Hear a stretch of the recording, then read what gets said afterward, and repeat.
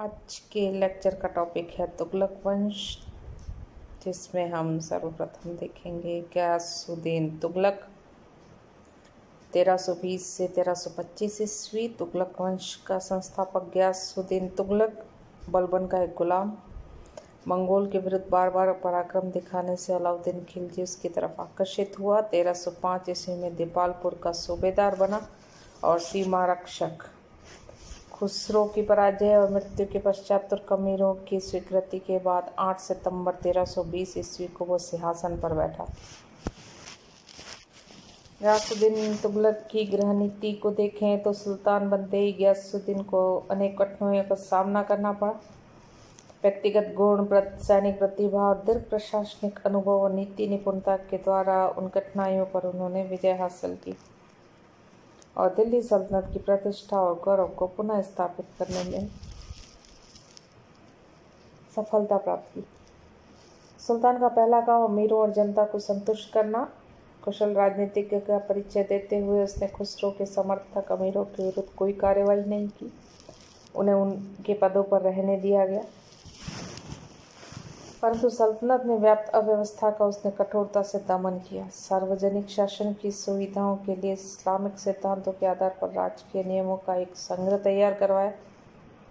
शासन के आधार बना दिया गया। योग्य व्यक्तियों की नियुक्ति तथा उनकी पदोन्नति पर में विश्वास रखता था। भ्रष्टाचार को रोकने के लिए राजकीय अधिकारियों और कर्मचारियों के वेतन बढ़ा दिए गए, जिससे कि वह ईमानदारी और लगन के साथ काम करें।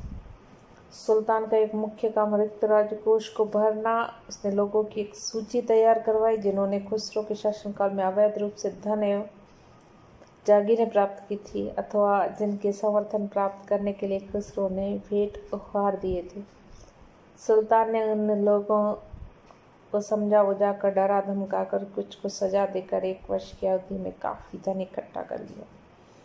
केवल शेख निजामुद्दीन औलिया से वह कुछ प्राप्त न कर पाया, क्योंकि औलिया ने धन निर्धन लोगों में बांट दिया था। इससे शेख और सुल्तान के आपसी संबंध काफ़ी कटु हो गए। गयासुद्दीन ने कृषि की स्थिति को सुधारने की तरफ ध्यान दिया। इस संबंध में उसने किसानों के हितों की रक्षा करने की नीति का पालन करते हुए नए ढंग से लगान व्यवस्था की। लगान वसूल करने वाले अधिकारियों और कर्मचारियों को कमीशन के स्थान पर कर मुक्त भूमि दी गई।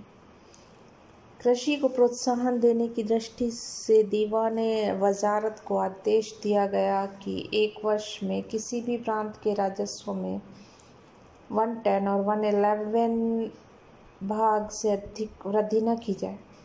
कर वृद्धि बहुत ही धीरे धीरे कई वर्षों में की जानी चाहिए। निर्धारित करों से अधिक धन वसूल करने को दंडनीय अपराध माना गया। अलाउद्दीन के समय की भूमि नापने की परिपाटी को त्यागा गया। उसके स्थान पर पुरानी बटाई और नस्ल की प्रथा को पुनः प्रचलित किया गया।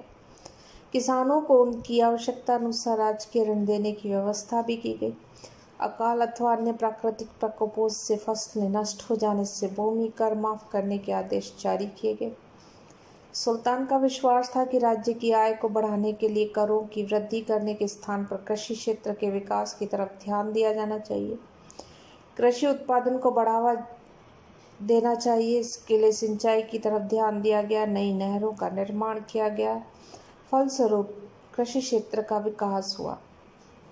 राजस्व व्यवस्था को सुधारने के साथ गयासुद्दीन ने यातायात के साधनों को सुधारने की तरफ भी ध्यान दिया। पुराने मार्गों की मरम्मत करवाई गई। आवश्यकता अनुसार पुलों का निर्माण करवाया गया। कुछ नई सड़कों का निर्माण हुआ। डाक व्यवस्था भी पर्याप्त सुधार किया गया। मुबारक शाह और खुसरो के शासनकाल में पुलिस तथा न्याय व्यवस्था भी अस्त व्यस्त हो चुकी थी। गयासुद्दीन ने पुराने नियमों तथा कुरानों के सिद्धांतों के आधार पर नया न्याय विधान तैयार करवाया। समूची सल्तनत में इसी आधार पर न्याय प्रदान करने की आज्ञा दी गई। राजकीय ऋणों की वसूली के लिए दी जाने वाली शारीरिक यातनाओं को बंद करवा दिया गया, परंतु सरकारी धन का गबन करने वालों के लिए कठोर दंड व्यवस्था जारी रखी। पुलिस विभाग को भी पुनः संगठित किया गया। इससे शांति एवं व्यवस्था कायम हुई। हिंदुओं के प्रति सुल्तान गयासुद्दीन की नीति को न तो प्रशंसनीय कहा जा सकता है और न ही अलाउद्दीन की बात अत्यधिक कठोर।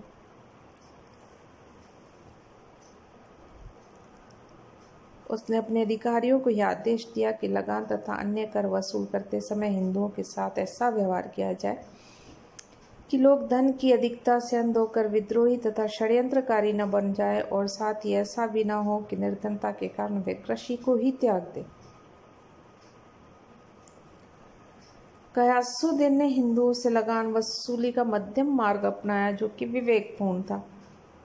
गयासुद्दीन ने सेना में व्याप्त अनुशासनहीनता को दूर करने की तरफ विशेष ध्यान दिया। खुसरो ने सेना का समर्थन प्राप्त करने के लिए पानी की तरफ धन बहाया था। सुल्तान ने आदेश दिया कि 1 वर्ष के वेतन के बराबर धन तो सैनिकों के पास रहने दिया जाए, परंतु शेष धन को उनकी वेतन से किश्तों के रूप में वसूल किया जाए। सुल्तान समय समय पर स्वयं सेना का निरीक्षण करता था और प्राय अपने सामने वेतन वितरित कर पाता था। अलाउद्दीन के अधिकांश सैनिक नियमों को पुनः लागू किया गया और भीरू तथा विद्रोही सैनिकों की छुट्टी कर दी गई। साम्राज्य का विस्तार। प्रथम वारंगल पर आक्रमण है। गयासुद्दीन ने उन क्षेत्रों को पुनः सल्तनत के अंतर्गत लाने का प्रयास किया जो मुबारक शाह और खुसरो के शासनकाल में दिल्ली की प्रभुसत्ता को त्याग चुके थे। वारंगल के राजा प्रताप रुद्र देव ने भी अपने आप को स्वतंत्र घोषित कर दिया था। अतः 1321 ईस्वी में सुल्तान ने अपने पुत्र उलुग खां यानी कि जूना खां के नेतृत्व में एक शक्तिशाली सेना वारंगल के विरुद्ध भेजी। उलुग खां ने वारंगल की इतनी सख्ती घेराबंदी की कि प्रताप रुद्रदेव को संधि वार्ता का प्रस्ताव रखना पड़ा। परंतु जब उलुग खां ने राजा को बिना किसी शर्त के आत्मसमर्पण करने को कहा तो राजा ने आखिर दम तक लड़ने का निश्चय कर लिया। प्रतिदिन नई नई अफवाहें फैलने लगी और अंत में यह अफवाह भी आ गई कि सुल्तान गयासुद्दीन की मृत्यु हो गई है। ऐसी स्थिति में उलुग खां ने घेरा उठाकर सिंहासन पर अधिकार जमाने के लिए दिल्ली की तरफ कूच किया। वारंगल के विरुद्ध पहला अभियान विफल रहा। 1323 ईस्वी में सुल्तान ने उलुग खां को पुनः वारंगल पर आक्रमण करने भेजा। इस बार सफलता मिली। राजा और उसके परिवार के लोग तथा प्रमुख सरदार सभी शाही सेना पकड़ लिए गए। राजा को दिल्ली भेज दिया गया और सुल्तान के आदेश अनुसार वारंगल राज्य को दिल्ली सल्तनत में मिला दिया गया। राज्य के विभिन्न नगरों एवं कस्बों में तुर्क अधिकारियों की नियुक्ति कर दी गई और वारंगल को सीधे दिल्ली शासन के अंतर्गत लाकर गयासुद्दीन ने बहुत बड़ी भूल की, जिसकी कीमत उसके पुत्र मोहम्मद तुगलक को चुकानी पड़ी। उड़ीसा पर आक्रमण। वारंगल से वापस लौटते हुए उलुग खां ने उड़ीसा वाला मार्ग पकड़ा और उड़ीसा के उत्कल राज्य यानी कि जाजनगर पर आक्रमण किया। इस अभियान का विस्तृत विवरण उपलब्ध नहीं है। केवल इतना जानकारी मिलती है कि उलुग खां को बहुत से हाथी और धन हाथ लगा, जिसे लेकर वह दिल्ली लौटा था। नेक्स्ट आता है बंगाल में विद्रोह का दमन। जिस समय गयासुद्दीन सुल्तान बना, बंगाल का सूबा दिल्ली से पृथक हो चुका था और अब गयासुद्दीन, शहाबुद्दीन तथा नसरुद्दीन नामक तीनों भाइयों में बंगाल की गद्दी को लेकर उत्तराधिकार संघर्ष शुरू हो गया। अंत में बड़ा भाई गयासुद्दीन गद्दी पर बैठने में सफल हुआ। सबसे छोटा भाई नसरुद्दीन सुल्तान ने गयासुद्दीन तुगलक से अपने बड़े भाई के विरुद्ध सैनिक सहायता की याचना की, जो मंजूर हो गई और सुल्तान दिल्ली से चल पड़ा। मार्ग में तिरहुत के निकट नसरुद्दीन भी सुल्तान की सेवा में उपस्थित हो गया और सुल्तान ने जफर खान नामक सेना नायक को बंगाल की राजधानी लखनऊ पर आक्रमण करने को भेज दिया। जफर खान ने सरलता के साथ बंगाल सुल्तान गयासुद्दीन को परास्त किया और बंदी बना लिया गया। उसके बाद नसरुद्दीन को गद्दी पर बैठाया गया। उसने दिल्ली सल्तनत की अधीनता स्वीकार कर ली। वापसी में सुल्तान ने तिरहुत पर आक्रमण कर लिया और फिर तेजी के साथ वह दिल्ली की तरफ कूच कर गया।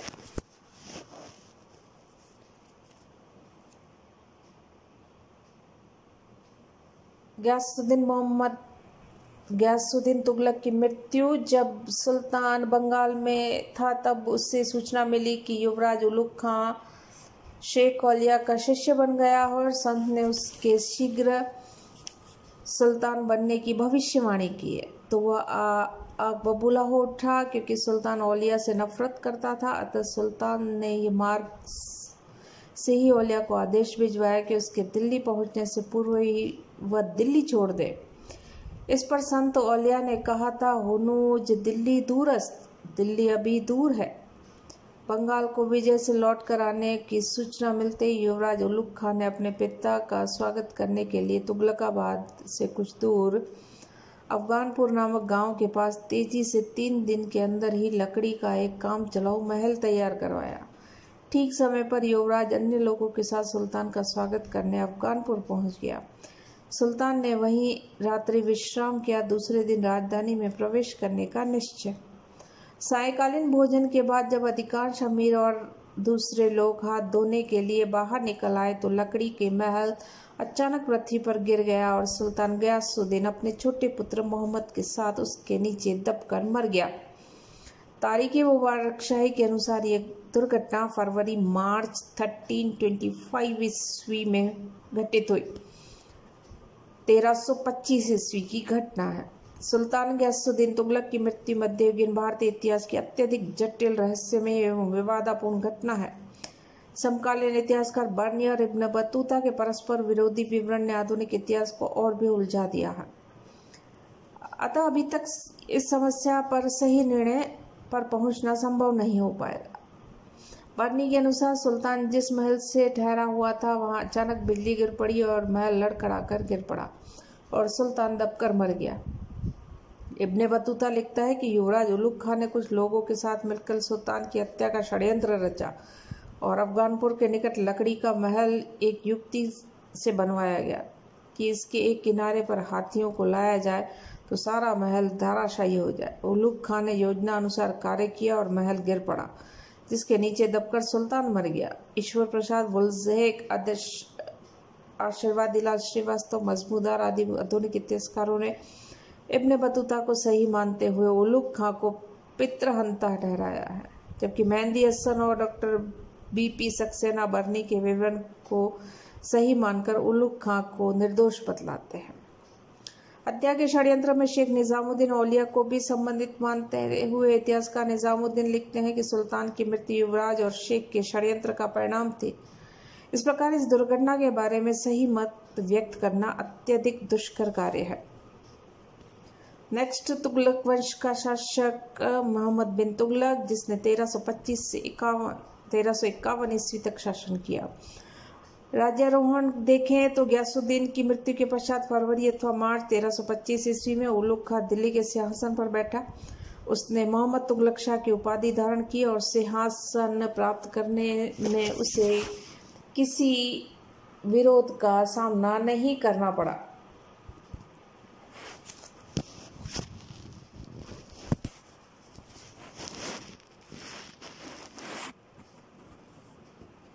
राजत्व का सिद्धांत। मोहम्मद तुगलक राजा के दैवीय अधिकारों को मानने वाला शासक। वह राजा को पृथ्वी पर ईश्वर का छाया मानता था और उसका विश्वास था कि ईश्वर ही अपनी इच्छा से किसी व्यक्ति को राज्य पद देता है, इसलिए अन्य सभी लोगों को बिना किसी विरोध के राजा की आज्ञाओं का पालन करना चाहिए। वह अपने आप को सर्वप्रभुत्व संपन्न शासक समझता था। ईश्वर के प्रतिनिधि के रूप में अपने अमीरों एवं अधिकारियों तथा प्रजा से स्वामी भक्ति प्राप्त करना अपना अधिकार समझता था। वस्तुतः वह अपने युग का एक अत्यधिक स्वेच्छाचारी निरंकुश शासक था, जिसकी असीमित शक्तियों एवं अधिकारों पर किसी प्रकार का अंकुश नहीं था। कहने को प्रशासनिक कार्यों में उसे सलाह देने के लिए एक लघु परिषद हुआ करती थी, परंतु उसने शायद ही उससे कभी सलाह ली हो। वह स्वयं ही अपनी नीति का निर्माता तथा अन्य सभी लोग उसकी नीतियों को लागू करने वाले कर्मचारी मात्र थे।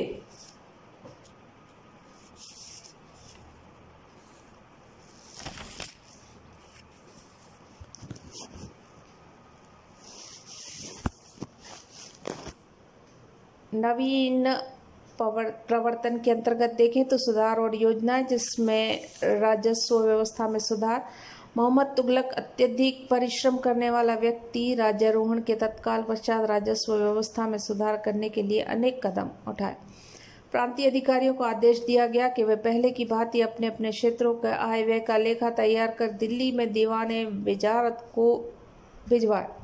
दीवाने वजारत प्रत्येक सूबे की आय व्यय का हिसाब रखने के लिए एक पृथक रजिस्टर रखा गया। कुछ विद्वानों का मत है कि शायद मोहम्मद तुगलक अपने सभी प्रांतपतियों से एक समान राजस्व व्यवस्था लागू करवाना चाहता था। इस बात का भी ध्यान रखा गया कि कोई भी गांव लगान वसूली से अछूता न रह पाए। प्रांतों से आने वाले हिसाब की बारीकी के साथ जांच की जाती थी और समय पर पूरा लगान जमा नहीं कराने वाले अधिकारियों के खिलाफ सख्त कार्रवाई की जाती थी और सख्ती के साथ बकाया लगान वसूल किया जाता था। इसके लिए एक पृथक अधिकारी नियुक्त किया गया जो सुल्तान को समय समय पर रिपोर्ट देता रहा। कृषि की देखभाल के लिए अमीर कोही नामक एक विशेष पदाधिकारी भी नियुक्त किया गया।